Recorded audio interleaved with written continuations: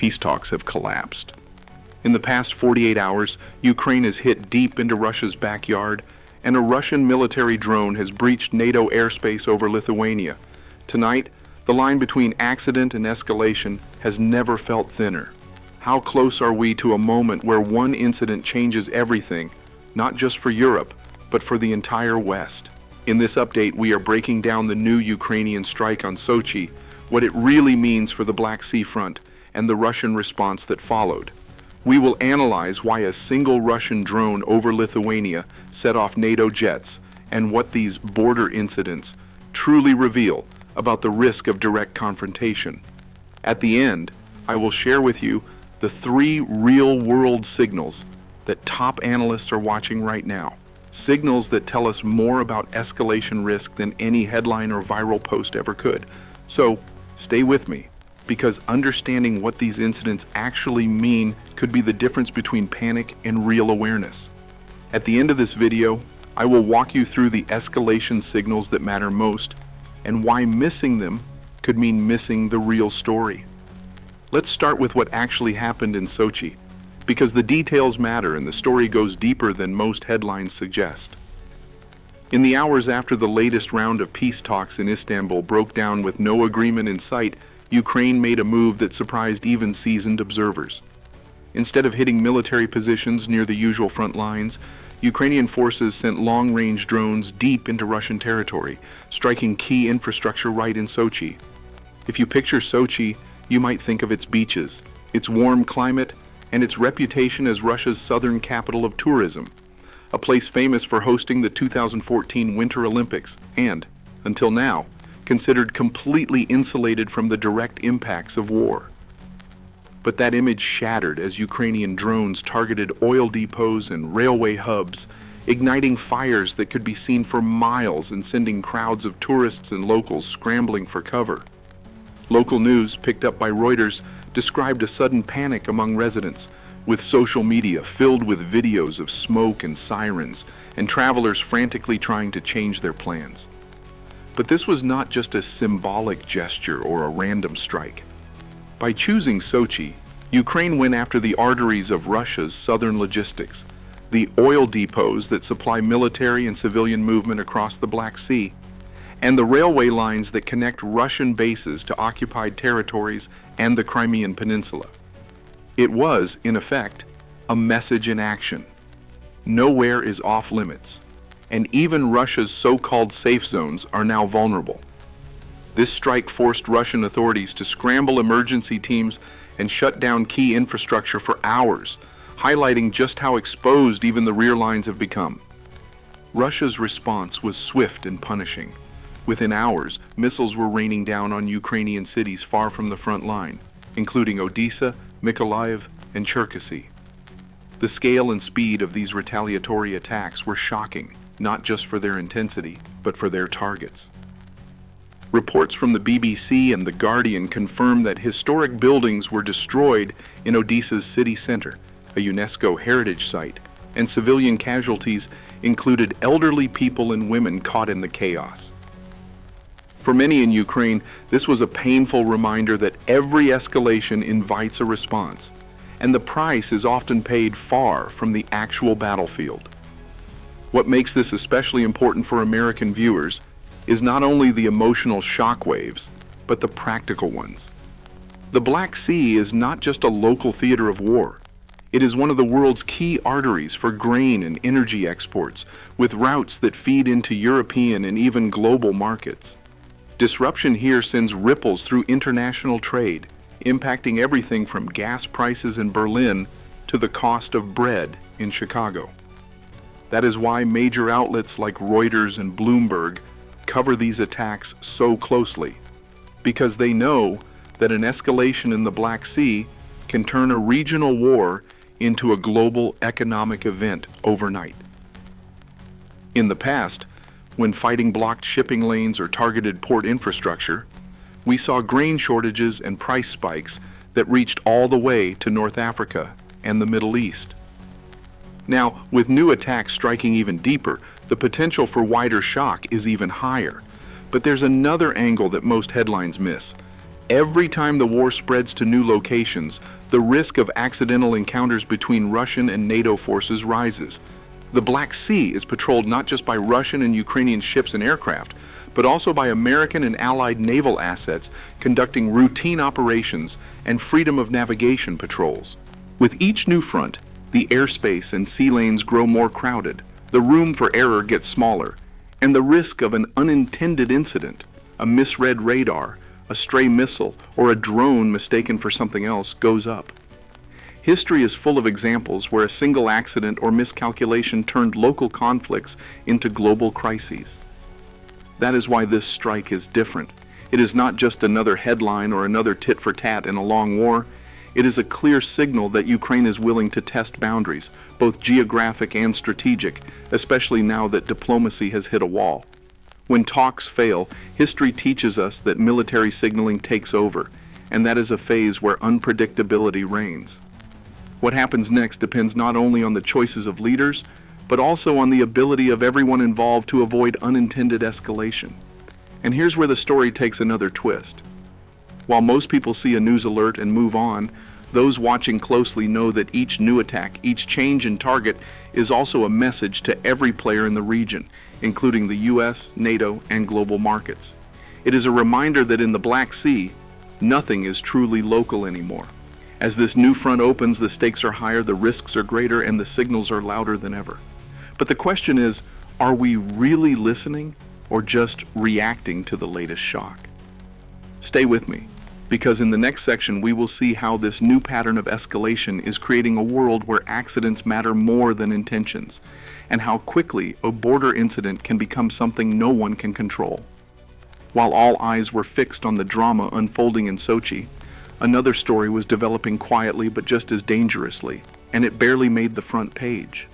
In the same 48 hours, a Russian military drone, specifically a Gerbera model, which is capable of surveillance and potential electronic warfare, was detected crossing into Lithuanian airspace. The response was immediate. Both Polish and Lithuanian air forces, working together under the NATO umbrella, scrambled jets to intercept and monitor the drone's movements. According to detailed reports from the Scottish Sun and confirmations from defense officials cited by Reuters, this was not an isolated event. It was the second time in just a few weeks that a Russian military drone had violated Allied airspace near the NATO border. But why is an incident like this so important? Let's break it down. Lithuania is a full member of NATO. Under Article 5 of the NATO Treaty, an attack or serious incursion against one member can trigger a collective response from the entire alliance, an idea that has kept peace in Europe for decades. Now, it's true that not every drone overflight is an act of war. Both NATO and Russia understand the need for restraint, and nobody wants an accidental escalation. But these so-called border incidents are a classic scenario where mistakes or misunderstandings can turn into a crisis almost instantly. The tension comes from just how quickly things can spiral. In a high-alert environment, even a technical malfunction, a drone going off course, or a radar misreading can cause both sides to react before the facts are clear. If you look back at the Cold War, there were several terrifying close calls, like the 1983 Korean Airlines Flight 007 tragedy, when a civilian aircraft was shot down after entering Soviet airspace by mistake, nearly sparking a direct confrontation between superpowers. Today, the skies over Eastern Europe are even more crowded, with advanced drones, fighter jets, and electronic countermeasures all operating at the same time. That means the margin for error is smaller than ever. So what really happened this time? According to local sources and interviews with military analysts in The Guardian and Defense One, there are a couple of theories. Some say the Russian drone may have been thrown off course by Ukrainian electronic warfare systems designed to disrupt navigation, while others suggest it might have been testing NATO's air defense response time. Either way, the message is the same. The buffer zone that once separated Russian and NATO forces is shrinking fast. Every new incursion, whether accidental or intentional, increases the risk of something going wrong, a risk that cannot be ignored. And when NATO jets scramble in response, the decision-making window shrinks to minutes, not hours. Pilots, commanders, and political leaders must make choices in real time, often without knowing if the incident is a provocation or a mistake. For an American audience, this is not just a European problem. U.S. forces are stationed across the region, from the Baltic states to Poland and Romania. Any miscalculation here, even something that starts as a simple drone crossing, could escalate quickly and bring the U.S. right into the heart of a crisis. The question we all need to ask is, are these incidents becoming the new normal? And if so, how do we keep a single accident from becoming the spark for something much bigger? Have you seen these headlines or rumors about new fronts and border incidents? Did you feel like something major was about to happen? Let me know in the comments. Where did you hear about it first, and did you think it could really spiral out of control? Your take matters here because sometimes the real story is how the news is spreading, not just what happened on the ground. Let's step back and look at the pattern. For decades, the great fear was deliberate escalation, a country declaring war, or leaders making public threats. But today, many analysts from Foreign Affairs and the Council on Foreign Relations argue that the bigger risk may be accidental escalation, where a single drone, missile, or border violation triggers a crisis no one wanted. Why is this risk growing? Partly, it is because military technology is faster and more autonomous than ever. Drones can cross borders before anyone has time to ask questions. Partly, it is because classic diplomacy is struggling. The recent failure of peace talks in Istanbul shows just how hard it is to create off-ramps in today's conflicts. When both sides are locked into maximum pressure, the space for negotiation shrinks, and military messages become more frequent. This is not just theory. If you look at past incidents, like the accidental shoot-down of a Russian jet by Turkey in 2015, or the Iranian missile strike near a U.S. base in Iraq in 2020, each time, the world held its breath, and only last-minute diplomacy avoided a wider war. What makes today different is the sheer number of actors and the speed of information. News spreads instantly, often before governments can confirm the facts, which means rumors and overreactions can shape events in real time. The more often these incidents happen, the greater the risk that one will cross the line from warning to catastrophe. Now let's talk about what really matters if you want to understand escalation risk. Forget the noise and look for these three signals, which top analysts from Defense One and the Atlantic Council say are the most reliable indicators. First, sudden and unexplained changes in military posture. This means not just exercises, but unexpected mobilizations, rapid movement of strategic weapons, or large-scale recalls of reservists. When governments start moving assets without public explanation, it is a sign that something is shifting beneath the surface. Second, coordinated changes in official communications. If multiple governments suddenly switch from a defensive to a more offensive or alarmist tone, or if they issue warnings for their citizens to leave certain areas, it is a strong hint that leaders are bracing for a bigger confrontation. Finally, look for disruptions in diplomatic channels, emergency meetings canceled, embassies quietly evacuated, or sudden information blackouts. These are often the final warning before real-world action. On the other hand, what is not a real signal? Isolated incidents with immediate explanations, social media rumors unsupported by major outlets, or official exercises announced long in advance. These are often used to generate clicks, but rarely indicate true escalation. Let's pause and reflect on why all this matters. For years, the world has worried about grand strategies and public threats.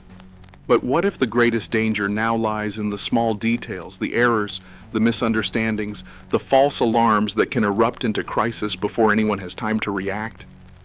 This is what makes today's situation unique. Technology has closed the distance between capitals. Drones, missiles, and social media mean that a mistake in Odessa or Vilnius can go global in minutes. When you see new panic on your feed, ask yourself, what has really changed? And is there proof beyond the headline? This is not about dismissing risks. It is about learning to tell the difference between real warning signs and another turn of the rumor cycle. I have spent years tracking these stories, and the one constant is this: the facts never move as fast as the panic. If you can slow down, compare sources, and focus on patterns instead of single events, you will always be ahead of the fear. This is where the Safety Zone community makes a difference. By sharing insights, challenging hype, and asking questions, we can help each other see through the noise and stay genuinely prepared. So, what about you? What is the most stressful rumor you have seen lately? And how do you decide what is real and what is just another cycle of hype? Let's talk in the comments and help each other break the cycle. If you have made it this far, you are not just chasing the next big headline. You are part of a community that values clarity over panic. Subscribe for real updates and context, not just another wave of alerts. Share your experiences and your questions in the comments, and let's build a smarter, more resilient community together. In a world where one incident can change everything, the smartest defense is understanding the signals before they become the next breaking story. Stay sharp, Safety Zone.